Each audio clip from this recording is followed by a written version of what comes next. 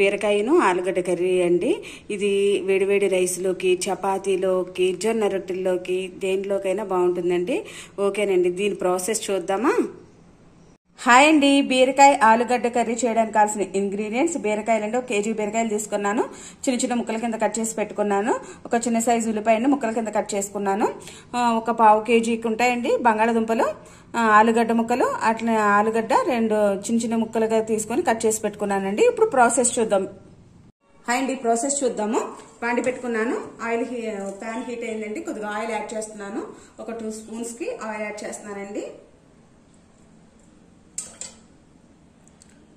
పోపు వేస్తున్నానండి. పోపు దినుసులు ఫ్రై అవ్వాలి. పోపు దినుసులు మంచిగా ఫ్రై అవ్వాలండి.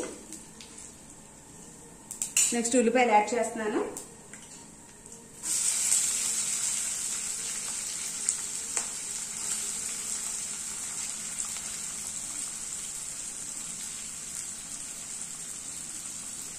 ఉల్లిపాయ కూడా మంచిగా ఫ్రై అవ్వాలండి. హాయ్ అండి, ఉల్లిపాయలు ఫ్రై అయిపోయినాయి. సగం ఫ్రై అయినాయండి. సగం ఈ ఫ్రై అయిన దాంట్లో ఇప్పుడు మనం కట్ చేసి పెట్టుకున్న ఆలుగడ్డ ముక్కలు వేస్తున్నానండి.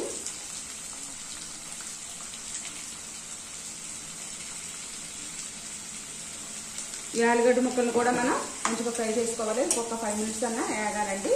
ఇవి హాఫ్ అన్నా మగ్గిన తర్వాత అప్పుడు మనం బీరకాయ ముక్కలు యాడ్ చేద్దాము. ఇప్పుడు పొటాటో సగం ఫ్రై అయిందండి. ఇప్పుడు అల్లం వెల్లుల్లి పేస్ట్ చేస్తున్నాను. కొద్దిగా అల్లం వెల్లుల్లి పేస్ట్ చేస్తున్నానండి. ఒక హాఫ్ స్పూన్ పసుపు యాడ్ చేశానండి. కొద్దిగా ఫ్రై చేసుకుందాము.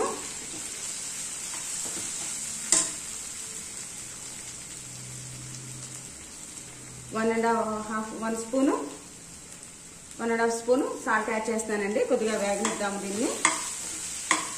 అల్లం పచ్చివాసన పోవాలండి. అల్లం కూడా పచ్చివాసన పోయేదాకా ఫ్రై చేసి బీరకాయ ముక్కలు యాడ్ చేద్దాము. ఆలుగడ్డ ముక్కలు ఫ్రై అయ్యాయండి. నేను ఇప్పుడు ఇవి వేస్తున్నాను.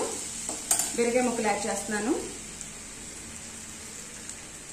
ఒకసారి ట్రై చేయండి ఆలుగడ్డ బీరకాయ కర్రీ.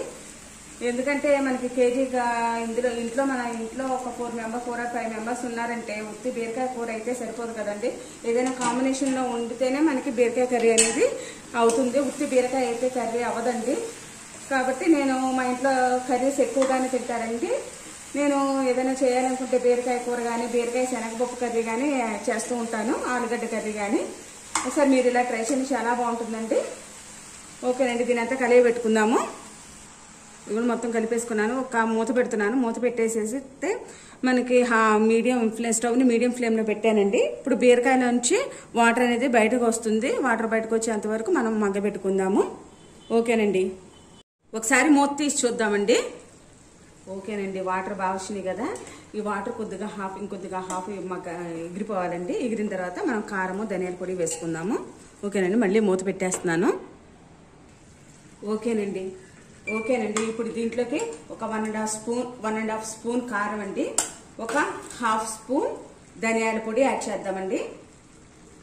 యాడ్ చేసి తిప్పుకుందాం. ఆల్రెడీ నేను ఉప్పు కారం వేసాను కదండి.